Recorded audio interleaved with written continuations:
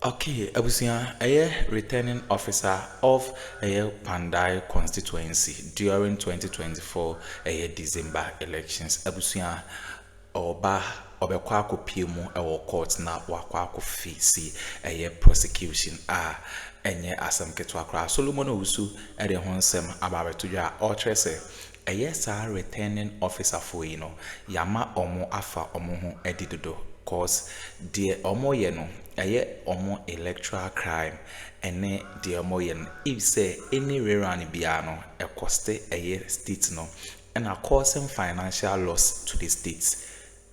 Intino yem prosecute no na yen sanso enjeli no eni kwan se ye de sa Kpandai constituency sa returning officer yi na ho che no ene eche no echna and the same thing happen here ewo akweti at the same thing sanso happen here ewo baby for fra sisi ano akwakoye ade a ewo ho returning officer no sa crime illegal crime na omokose no ema no affect state no intino returning officer yede ne kwa kopim ewo court na ya prosecute mom yanko na yankonko ti Solomon Owusu ninsema oditudwa on subscribe like and share ma afofron so ensa into me enkabi Ghana Politics Avenue. So and don't forget to click on the notification bell. Madam Topic for this morning. You are part of the conversation. Send your messages to us on 055-157-5757. It's all about the Kpandai rerun. Global Info Analytics have also brought their analysis finally.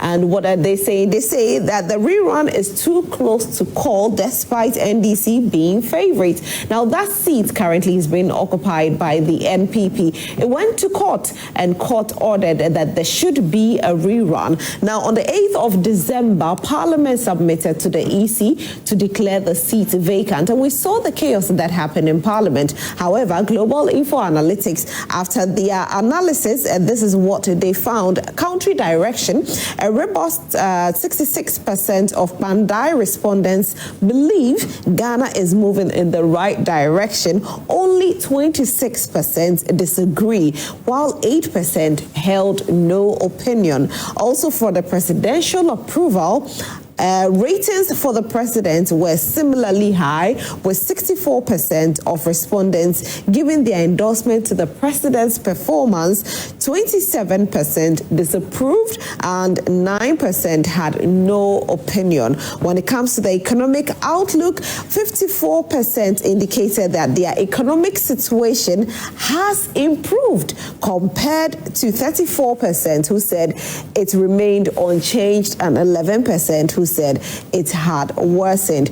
Quite interesting, isn't it? Now, talking about that, like I said, this seat is occupied by the NPP, and if they should go for a rerun, and if there should be a good turnout, it will. It's. I don't know if I should say it could, but well, based on what Global Info Analytics is saying, it could go in the favor of the NDC, which means the NPP will lose another seat in Parliament. But I want to know Solomon's general reaction on this particular analysis, because as much as, some people say the economy is good and all of that, there are faithfuls in certain constituencies that when they say this is the individual they want, that is the individual they want.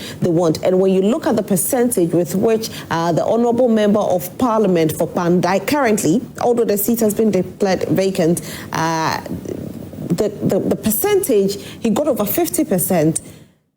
Is he the person they like, or it is about the economic situation that the people will vote for? Solomon. So there is a history to the Kpandai seats. It has largely been occupied by the National Democratic Congress. From 1992 to 2012, it was the National Democratic Congress that was occupying that seat.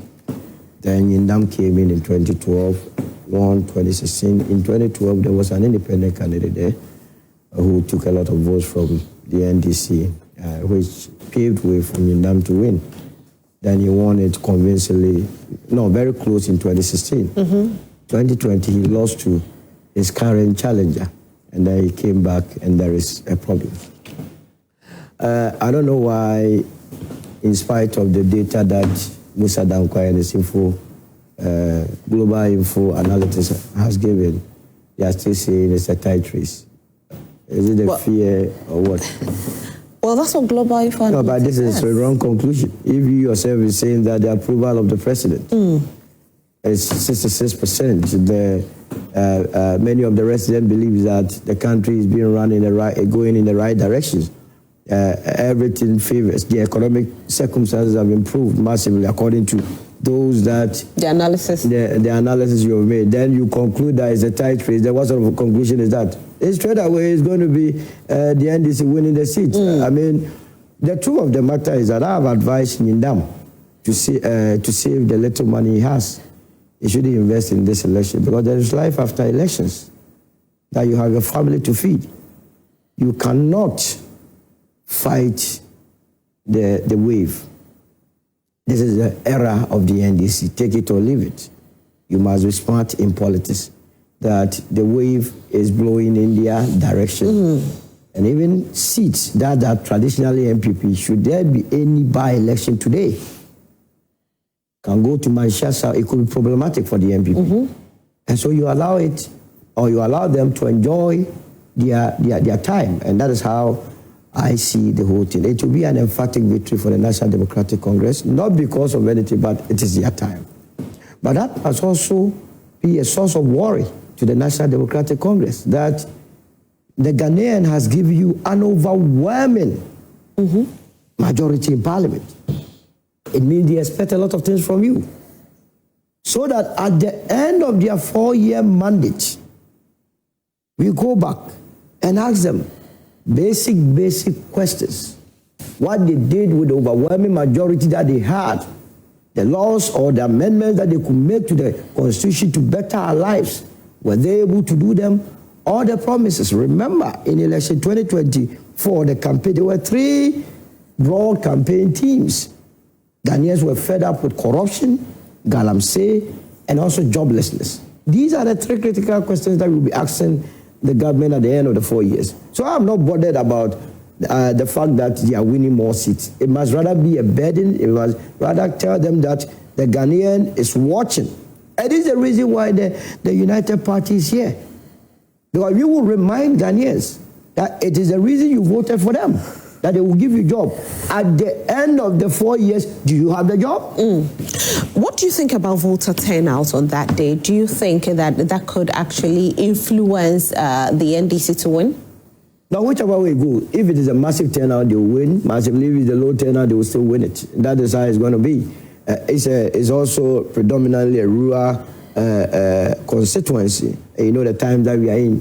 We are doing election on the 30th of what? December, when it is within the Yuletide, Christmas time. People must eat, you know, in this country. How is Nyindam going to match up? And Nyindam himself has said that if the NDC is not going to bring their CEOs, their ministers, and people in high authority, and they create that level playing field grounds, he would win. But are you sure this is going to happen? The CEOs are going to be there. The ministers are going to be there. Everyone that matters in politics will be there. So, judging by Nyindam's own admission that if these people are there, he's going to lose, who am I to say that he will not lose when I know very well that already some of them are there? You understand? And especially where the seat itself has traditionally been held by the National Democratic Congress. I will be there. I will invite it to be a surprise to me should Nyindam be able to hold his own. There is a reason why they are still fighting in court, that the court could turn or uphold the elections that was held in 2024. If that does not suffice, I can tell you that there will be a new candidate. But when you heard about the ruling in court, was it a ruling you expected, or you felt a bit disappointed because currently the NDC still has, overwhelming majority? So why still go after this? No, that must never be any basis for any judge to do a more broad struggle. We are not here for emotions. The people killed Addo. In fact, any elections that are fraught with fraud, they must reverse it. They must cancel it. Because people killed and said they need a fella to be their member of parliament. They know what is in fella. That's what they want fella to be. their member of parliament. You cannot, because you have been put there as a returning officer or as an EC officer to change the will of the people. And I believe that by now the returning officer must be the state must be prepared to prosecute the returning officer. We have been allowing a lot of electoral officers to get away with fraud, with crime. This thing that is going to take place, this rerun, is not going to cost the state money. So it means the returning officer willfully has caused financial loss to the state. And when someone causes financial loss to the state, what do we do to the person as a country? You saw what happened at Ablekumanov, where we had to go and do a rerun in some selected polling station. We had a returning officer who was bold enough to tell us that he had lost all his pin sheets. Returning officer, you have lost your pin sheets. What are we talking about? And he is there? No, we can't do that. Look at what happened in Obuasi East. Obuasi in Shawam, Damongo, and so on and so forth. And these returning officers, they swore to uphold the constitution of this country. Yet they went there and did whatever pleased them. And that's why I am of the opinion that if you want to have an incident-free elections in 2028, any returning officer who has been involved in any electoral malpractice must be brought to book. Okay. To reassure the people that, yes, we have an institution that is credible. All right, thank you very much. Is saying something quite different now, you know. From what we read, we're thinking it was more of a comfortable lead for the NDC, but he's saying no. Talking to the people, Honorable Nyindam has some overwhelming popularity there, and it looks like the people really want him, even though the people say the government is doing everything right, but this is the man they want. Yeah, thank you, Rosalie. I'm of the view that the NDC will take their seat, not because I belong to the NDC or because NDC is in power, just because of two reasons. Number one reason is the performance of the government. Is the government performing or not? And as he said, Eugene said, at least the government is performing. And then the government had confidence level of 66%, which is performance. That is one. And then two, the results was characterized with a lot of irregularities. Imagine a polling station that the figure was about 1,420, which is completely false. There is no polling station that the figure is up to 1,000 in this country. The maximums are 700 plus. You will not get even up to 800. That is how come they make second polling station as B when it gets to some level or when it gets to some amount. But imagine what was found at the courts. You see, Rosalie, I was happy when we are having rerun. What are my happiness? My happiness is that somebody will not sit in his comfortable home or place and manipulate an election and become the member of parliament, which the people have not endorsed him. Because when you read what occurred in the court and the reasons why even the judge ruled for rerun, you'll be amazed. A lot of abnormalities occurred. And even where the coalition should occur did not. The coalition occurred in the blind side of the opposing parties. But the candidates of the NDC waited a bit too long, didn't he? No, 23rd December. No, so how many days after? Because the Constitution actually did say that it has to be within 21 days. And then he actually went after 30 days. No, when was it gazetted? Yeah. When was the election? The election was held on 7th of December. And then the election was somewhere 9th of December. And then his first petition was 23rd December. Even 9th and 23rd December, before the subsequent, he withdraw and then for. Because this is the basis with which this is the basis with which Honorable Nyindam is back in court, because he's saying that it's being contested, you know, out of Constitution. He's saying that they went to court after what the Constitution says. The Constitution says 21 days, but they went after 30 days. It's in court. Let's hear what the court will say. So I will not comment on that. So if you say that, then are you saying that Parliament declaring the seat empty is too early because it's a court? No, you know, Parliament must obey the ruling of the court. What is the ruling of the court? The ruling of the court is that there should be a rerun. There should be a rerun. If there should be a rerun, So far as there is no another court injunction or verdict, it simply means the existing verdict must stay until there is another verdict. And what is the existing verdict? The existing verdict is that the High Court of Tamale said categorically, gave a direction categorically that the election is null and void. They should be rerun within 30 days. So we go by that until a higher court said otherwise. And as we are speaking now, there's no otherwise statement by any other higher court. So Parliament will go by it. Okay. But you see, if you permit me, one of the reasons why the judge even ruled for rerun was that when you look at Regulation 40, you know all elections are being governed by regulations because Ghana is a lawful country. Good. When you look at that, they say collation of parliamentary results. The regulation details the procedure for the returning officer to collate the results from all polling stations within a constituency, within a constituency for a parliamentary election. The collation process occurs in the presence of the candidates and their agents at the collation center. It occurs in the presence of the candidates and their agents at the collation center. We did not occur. That very section of what our law says didn't occur. So automatically, the judge is right. It did not occur. And besides, the kind of anomalies, as I just said, the judge said he was even surprised to even see some polling station that the number is 1,400 per polling. He's even surprised. And the kind of abnormalities he saw in the 41 pinches, there are a lot of difference between the returning officer and even the both candidates, being the petitioner and then the defenders. There are a lot, 1, 2, 3, difference in the 3 all. So he realized that means 111 that is left will be characterized with the same because almost the whole 41. So then why can't we rather rule for rerun so that we will have a credible election, because you can't sit in your corner and then manipulate things and then bring it out and say you are a winner. And the NDC is confident that do you know why we are confident? Okay. When all these abnormalities are corrected, the figure will not get to that difference of 3,000. That is one. And then two, no human being on this earth who doesn't like a good governance or progression in his life. So what are we talking? If you know a free stress education, you know the tertiary no stress fee, government has made a lot of payment to that, which a lot of students, tertiary students have benefited.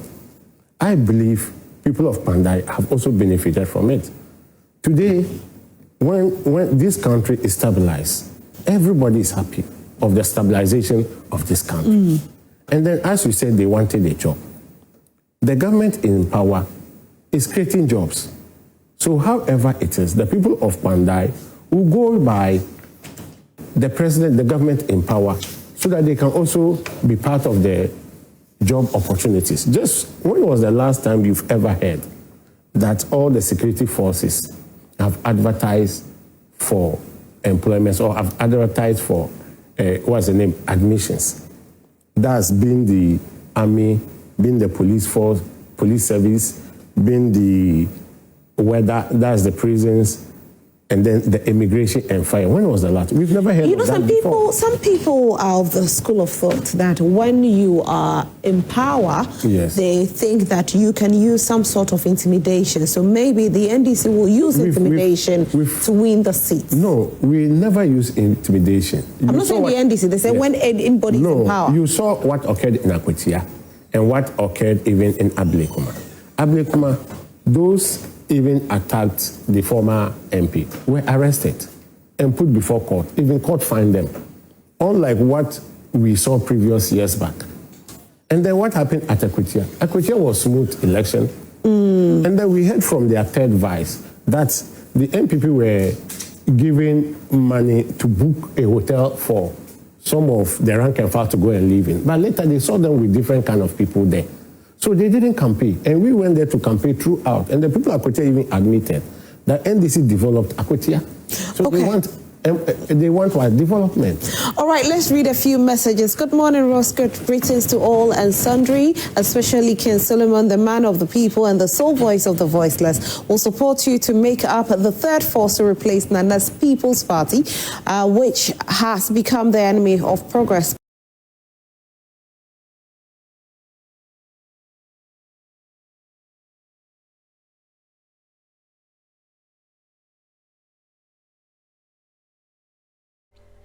Okay, abusia we ne ensema ekoso ewo political highway ne so returning officer of Kpandai constituency no and abas my de kwako piemu ewo court no yebra mase some jepene kokoti sa ensem we remaya ha Ghana Politics Avenue. So and don't forget to click on the notification bell so na be any update be ever drop no on so on sa ebe to me aka medamase.